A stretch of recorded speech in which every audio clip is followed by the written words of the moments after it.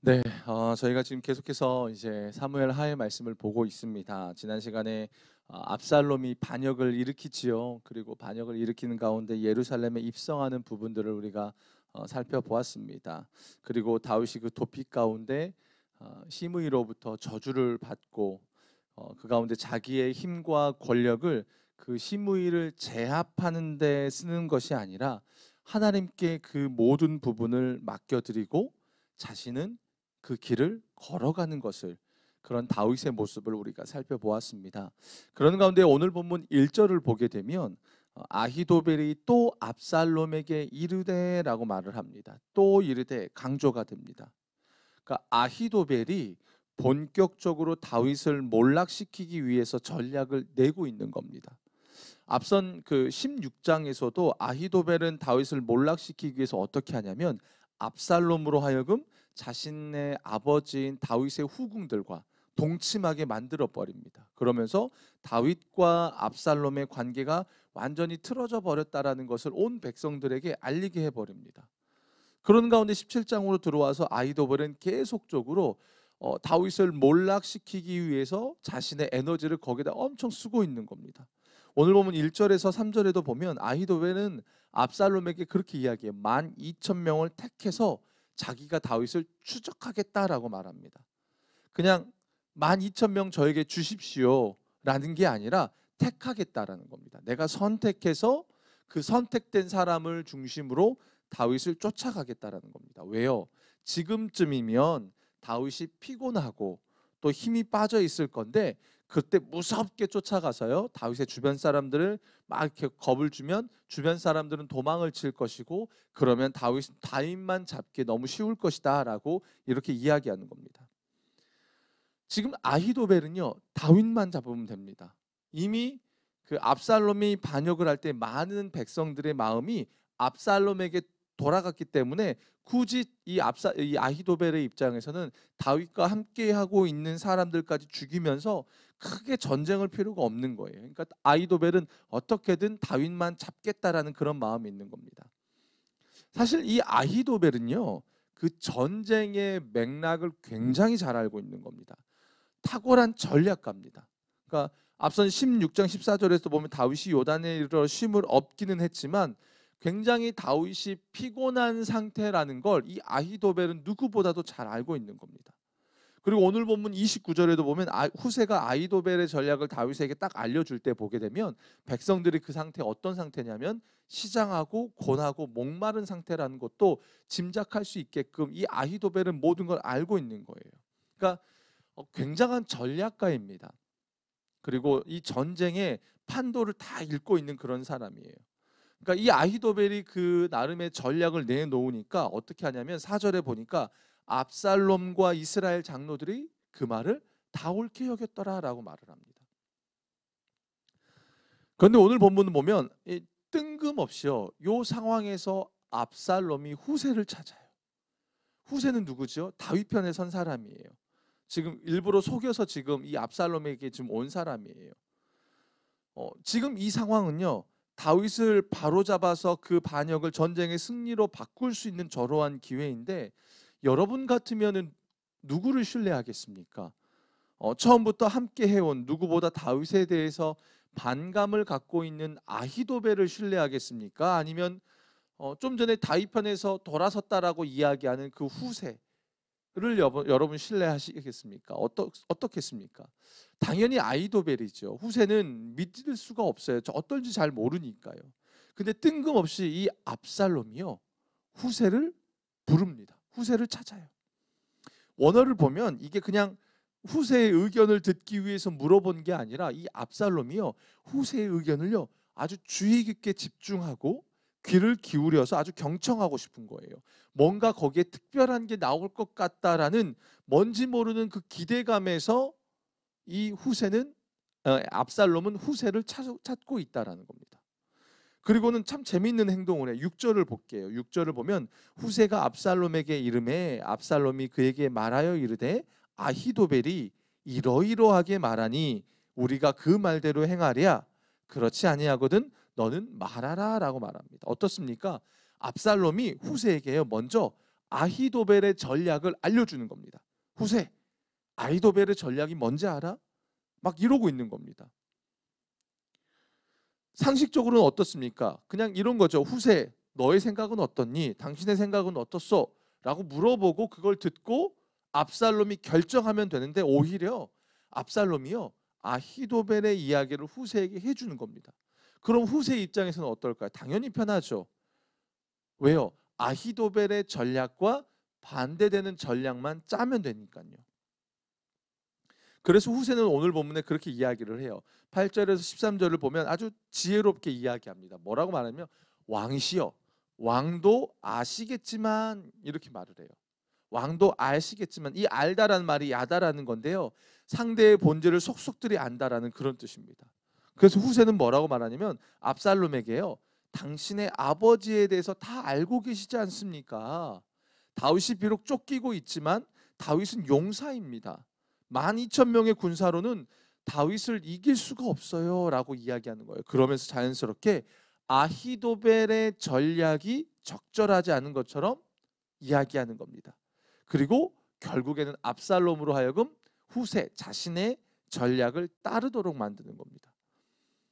재미있는 건 뭐냐면, 아히도벨은 아까 자신의 전략을 펼칠 때에 내가 12,000명의 사람을 택하게 하십시오. 내가 일어나서 다윗의 뒤를 추적하겠습니다. 내가 다윗 왕만 쳐 죽이겠습니다 라고 말하면서, 이 아히도벨은 내가라는 것이 강조가 됩니다. 굉장한 열심입니다. 그만큼 아히도벨은 자기 자신이 다윗을 잡을 수 있겠다라고 생각을 한 겁니다. 근데 후세의 말은요, 어떠냐면, 당신도 알다시피 10절에도 보면, 이스라엘 무리가 왕의 아버지는 영웅이고 그의 추종자들도 용사라는 것을 알다시피라고 말해요. 그러니까 뭐예요? 아히도벨은 자기의 열정과 자기의 의견이 근거이지만, 후세는 모두가 알고 있는 일반적인 지식을 근거로 이야기하는 거예요. 그러니까 누구의 이야기가 더 설득력이 있겠어요? 일반적인 근거를 들고 있는 후세의 이야기가 더 설득력이 있는 거죠. 그러면서 결정적으로요, 후세가 딱 한 방 더 이야기합니다. 17장 8절에 보니까 후세가 말하되, 왕도 아시거니와 왕의 아버지와 그의 추종자들은 용사라, 그들은 들에 있는 곰이 새끼를 빼앗긴 것 같이 격분하였고 왕의 부치는 전쟁에 익숙한 사람인즉 백성과 함께 자지 않을 겁니다. 곰이 굉장히 무섭대요. 근데 다윗이 어려서부터 자기의 양떼를 지킬 때 내가 곰과 사자로부터 내 양떼를 지켰다라는 것을 알고 있는 거예요. 그러니까 사울은 천천, 다윗은 만만이다라는 그런 이야기들도 모두가 알고 있다라는 겁니다. 그러니까 어때요 지금? 그러면서 다윗이 지금 어디에 숨어 있는지 모릅니다. 이전에 사울에게 공격을 받을 때도 다윗이 얼마나 잘 숨어 다녔습니까? 그러면서, 왕이여, 당신의 아버지는 노련한 군사이니까요, 밤에는 백성들과 함께 잠도 안 자고 어디 숨어 있을 겁니다. 그러다가 우리 군인 몇 명이 처음부터 죽기라도 하면 압살롬 당신을 따르는 군대들이 결국에는 무너져 버릴 겁니다 라고 이야기하는 겁니다. 아버지도 용사고 그의 부하들도 용사인데 우리가 그렇게 하면 어떻게 이기겠습니까? 라고 후세가 전략을 펼치는 겁니다. 그러면서 후세가 뭐라고 이야기하냐면요, 저의 의견은 이거예요. 단에서부터 부엘세바까지 이스라엘의 전 영토의 사람들을 다 불러 모읍시다. 그리고 압살롬 당신이 친히 그들을 거느리고 전쟁터로 갑시다. 그래서 다윗이 어디에 있든지 다 덮쳐버립시다. 성읍에 있다면 굵은 밧줄로 그 성읍을 계곡 아래로 떨어뜨립시다. 막 이렇게 이야기하는 겁니다. 후세의 전략의 핵심은 뭡니까? 단에서부터 부엘세바까지 백성들을 다 모으려면 시간이 굉장히 많이 필요하겠죠. 그 말은 뭐예요? 그 시간 속에 다윗이 도망갈 수 있도록 시간을 벌어주자라는 겁니다. 그러니까 의도적으로 다윗이 멀리 도망가도록 후세는 그 상황을 알고 전략을 짜주는 겁니다. 재미있는 건 이 전략을요, 압살롬이 듣고 어떤 반응을 보이냐면 14절에 보니까 압살롬과 온 이스라엘 사람들이 이르되 아렉 사람 후세의 계략은 아히도벨의 계략보다 낫다라고 말합니다. 앞서서 아히도벨의 계략에 대해서 사람들이 누가 어떻게 평가했냐면 압살롬과 온 이스라엘 장로들이었어요. 근데 후세의 이야기는 어떻습니까? 압살롬과 온 이스라엘입니다. 그러니까 좋게 평가하는 대상의 범위가 넓어진 겁니다. 그러면서 아히도벨의 전략을 들었을 때 사람들은 옳게 여겼다라고 했는데 후세의 이야기를 듣고 난 후에는 좋다, 더 낫다, 선하다, 뭐 이런 완전한 만족을 표현하는 겁니다. 그러니까 왜냐하면 후세의 제안이 일정 부분 과장된 것도 있지만 다윗에 대해서 굉장히 논리적으로 분석한 말이기 때문에 사람들의 더 마음을 움직였다라는 겁니다. 결국은 후세의 의견이 채택이 됩니다. 사실 아히도벨의 전략이 다윗에게 있어서는 더 위협적이었습니다. 왜냐하면 아히도벨은 모든 상황을 꿰뚫고 있었어요. 다윗에게 진짜 위험한 상황입니다. 그런데 희한하게 분위기가 여러분 어떻게 흘러가요? 후세 쪽으로 쏠립니다. 그리고 후세의 의견이 채택돼요. 아히도벨의 입장에서는 굉장히 불쾌합니다. 나중에는 어떻게 해요? 자신의 의견이 채택되지 않자 스스로 목숨을 끊어버립니다. 안타까운 일까지 되는 거죠. 오늘 본문의 내용이 이건데요. 여러분 지금 다윗은 어떤 길을 걷고 있는지 아십니까? 다윗의 길이 사실은 우리의 길이기도 합니다. 그 말은 뭐냐면 다윗의 인생은 일평생 하나님의 손에 붙들려서 하나님의 쓰시기에 편한 사람으로 만들어져 가는 인생이에요. 우리도 마찬가지예요. 내가 뭔가 내 꿈을 이루고 내 것을 취하는 쪽으로 가는 게 아니라 우리의 인생은요, 하나님이 우리를 하나님 보시기에 합당한 자로 만들어가는 인생이라는 겁니다. 근데 그 과정 속에서 다윗은 그의 인생 가운데 어쩌면요, 여러분 그런 생각이 있어요. 사울에게 도망 다닐 때보다 지금이 이때가 가장 힘든 길인 거예요. 나이도 들었고 더군다나 자식에게 배반당하고 또 비난을 받고 저주도 당하고 있습니다. 근데 이 과정 속에 다윗의 모습을 보면 어떤 모습이냐면요, 이런 거예요. 철저하게 자기를 부인하는 훈련을 하고 있어요. 밧세바를 여러분 범할 때 어땠습니까? 다윗은 자기가 가진 권력이 있었잖아요. 힘을 그대로 사용하면서 자신의 욕망과 자신이 이루고 싶은 것을 목적을 이루는데 자신의 힘을 사용했습니다. 사실 자기 힘으로 사는 건요, 여러분 십자가의 길과 전혀 반대가 되는 겁니다. 그런데 지금 다윗은 어떤 길을 걷고 있냐면 철저하게 자기를 부인합니다. 시므이가 자기를 저주해도 그 앞에서 자기를 부인하고 하나님의 뜻을 구하며 나아가고 있습니다. 지금 다윗이 그 길을 가고 있는 거예요. 그런데 다시 오늘 본문으로 돌아와서 성경은 십자가의 길을 가고 있는 다윗과 지금 누구를 비교하고 있냐면 압살롬이 아니에요. 오히려 압살롬은요, 지금 영적으로 가장 무지해요. 분간을 못할 정도예요. 지금 더 위험한 사람이 누구냐면 아히도벨입니다. 여러분 1절 2절에서 보면 아히도벨을 강조할 때 뭐라고 말했습니까? 내가 주인이 된 사람이 지금 아히도벨이거든요. 자기 부인이 아니라 자기 사랑, 자기 중심이 되어서 아히도벨은요, 자기의 힘을 어디에 쓰고 있냐면 하나님 나라를 무너뜨리는 데 쓰고 있습니다. 자기 개인의 감정에 따라서. 신앙은 내 힘을 쓰는 곳으로 가지 않습니다. 내 것을 주장하는 쪽으로 가지 않습니다. 내 안에 계신 주님의 뜻을 구하며 그분의 말씀을 순종하는 것으로 신앙이 가는 겁니다. 지금 아히도벨이요, 다윗을 죽이려 한다는 것은 아히도벨 스스로가 하나님과 대적이 된다는 겁니다. 결국 내가 주인이 되고 내가 강조가 되는 인생은 뭐냐면 하나님 나라와 맞지 않고 하나님과 대적이 된다라는 것을 성경이 우리에게 이야기해 주는 겁니다. 여러분 우리는 우리가 걸어가는 길이 어떤 길인지를 분명히 알아야 합니다. 왜냐하면 신앙은 자기를 부인하는 것이며 자기에게 주어진 십자가를 지고 가는 길이기 때문입니다. 그래야 하나님의 뜻이 이루어지기 때문에 그렇습니다. 지금 다윗은 그 길을 걷고 있습니다. 그리고 그 가운데 아히도벨은 하나님과 반대되는, 오히려 대적하고 그 길에 자신의 에너지를 지금 허비하는 그 길을 걷고 있습니다. 그런데 이 가운데 보면요, 다윗의 모습이 굉장히 초라해 보입니다. 그렇죠, 여러분? 그게 뭘 의미하냐면 십자가의 길을 걷는 자의 삶이 때로는 초라해 보일 수 있습니다. 그렇습니다. 꼭 이렇게 살아야 되나? 라는 생각이 들 때가 있지요. 마음 같아서는 심의 그냥 당장 죽여버리고 싶지요. 근데 그렇지가 않는다는 겁니다. 어떻게 보면 지금 당장의 모습으로는 압살롬이 더 멋져 보입니다. 아히도벨이 더 있어 보입니다.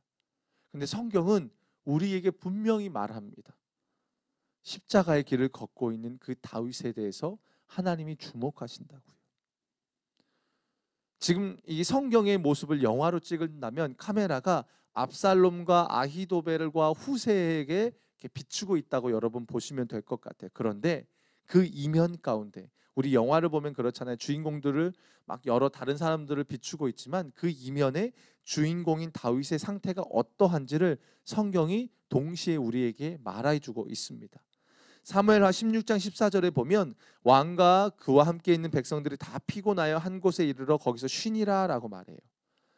이걸 직역해 보면 요단에 이르러 쉬면서 곤비하여 그곳에서 상쾌하여 졌더라, 기운을 찾았더라라는 겁니다. 다윗이 지금 십자가의 길을 걷습니다.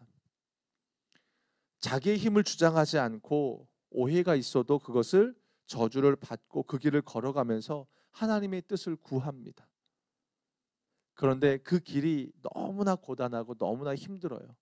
근데 하나님이 그 가운데서 다윗을 쉬게 하세요.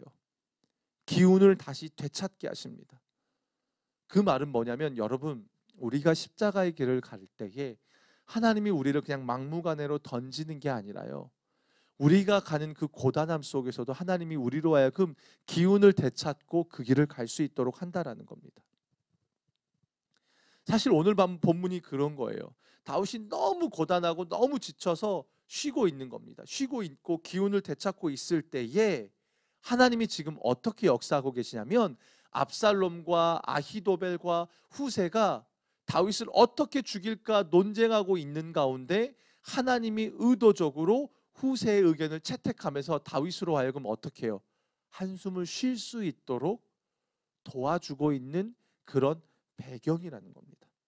물론 다윗은 어떤 일이 벌어지는지 몰라요. 다윗은 너무 힘들어서 그냥 그 길을 가다가 잠깐 주어지는 그 쉼의 시간 속에 쉼을 얻어요. 근데 그 쉼이 하나님으로부터 오는 쉼이라는 걸 다윗은 지금은 몰라요. 그곳에서 하나님은 은밀하게 다윗을 위해서 일하고 계신다는 겁니다. 하나님이 지금 일하고 계신다는 거예요. 지금 보여지십니까? 하나님의 길을 선택하는 자와 하나님의 길에 반대되는 자의 결말을 보여줘요.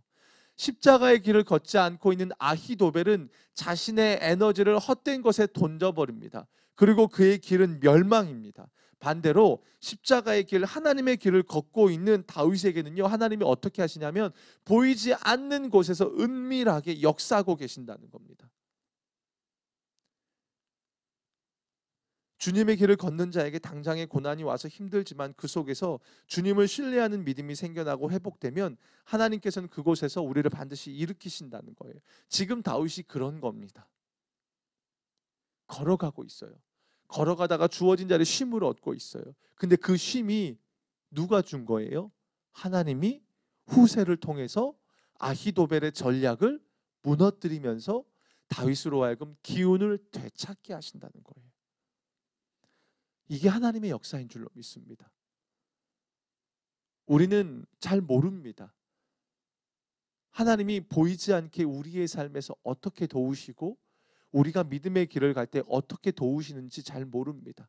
그런데 우리가 그 길을 걸을 때 분명한 것은 하나님은 우리에게 그 길을 도우신다는 겁니다. 그건 너무나 분명한 겁니다.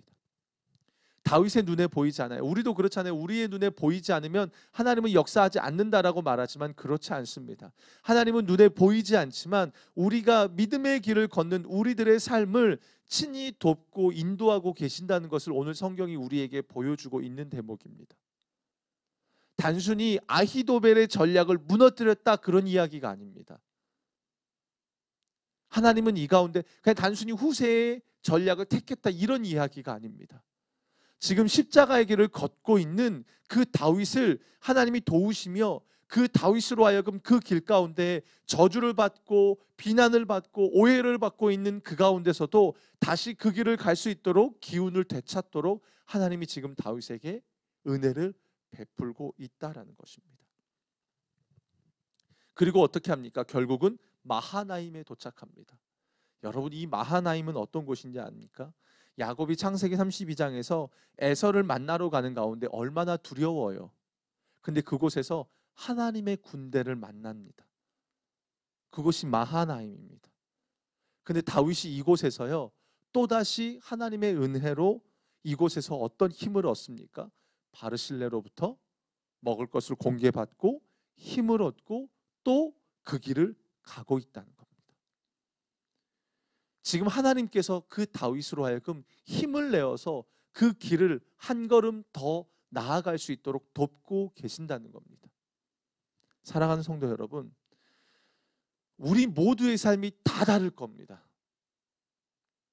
우리 성도님들이 걸어가는 모든 길들이 다 다를 겁니다. 모양들은 다 다를 겁니다. 그러나 우리가 결국 향하는 그 길은 십자가의 길입니다. 다들 아픔들이 있고 어려움들이 있습니다. 근데 그 길을 걷다 보면 어쩌면 다윗처럼 주저앉고 싶을 때도 있습니다. 억울해서 낙담될 때도 있습니다. 어떻게 해야 될지 모르는 순간들도 있습니다. 그래서 주저앉을 때가 있어요. 근데 여러분 기억하셔야 될 게 이겁니다. 하나님께서 그 가운데 결국에는 다윗으로 하여금 그 길을 갈 수 있도록 힘을 주시고 도우셨던 것처럼 우리도 마찬가지입니다. 우리도 마찬가지입니다.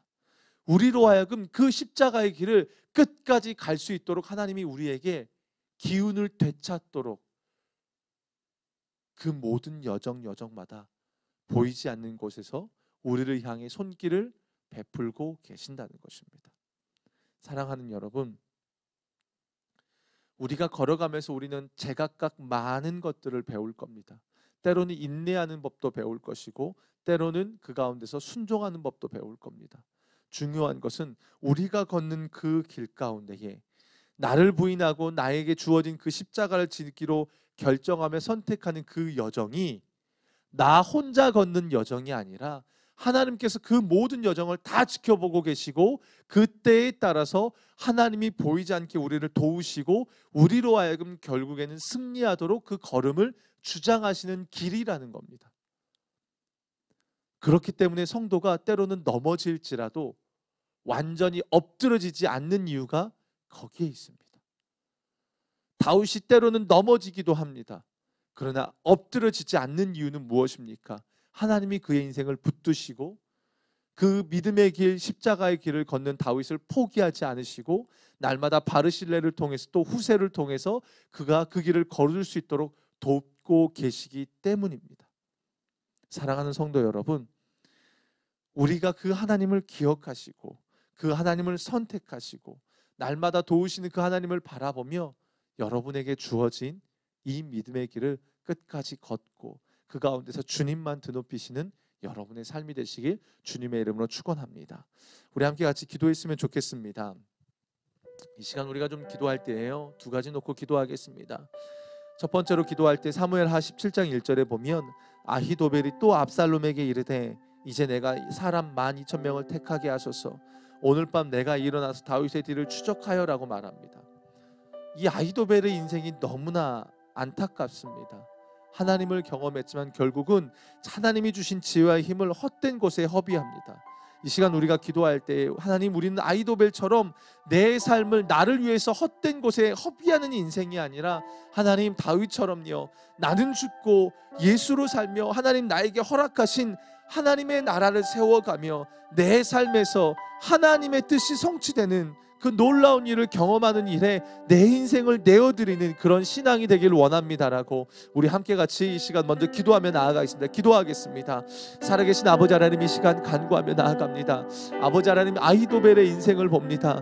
그의 인생이 얼마나 허무한지요. 아버지 하나님, 자기를 위해서 아버지 하나님, 물론 그 이면 가운데 그의 쓴뿌리도 있고 여러 아픔들도 있겠지만 결국은 그가 선택한 것은 하나님이 아니라 하나님을 대적하는 그 길을 선택하는 것을 보게 됩니다. 아버지 하나님, 우리의 인생이 그런 인생이 되지 않기를 원합니다. 아버지 하나님, 다윗처럼 십자가의 길을 걷기를 원합니다. 하나님이 주인 되셔서 허락하신 그 길, 때로는 그 길을 걸어가는 것이 아버지 하나님 어렵고 낙심되고 때로는 억울함도 당하고 때로는 아버지 하나님 어렵기도 하지만 그 길이 하나님이 진정 기뻐하시는 길이고 그 길이 진정 복된 길이라는 것을 알기 때문에 아버지 하나님, 우리가 그 길을 걸어가기를 간절히 원합니다. 더 이상 내 것을 주장하지 않길 원합니다.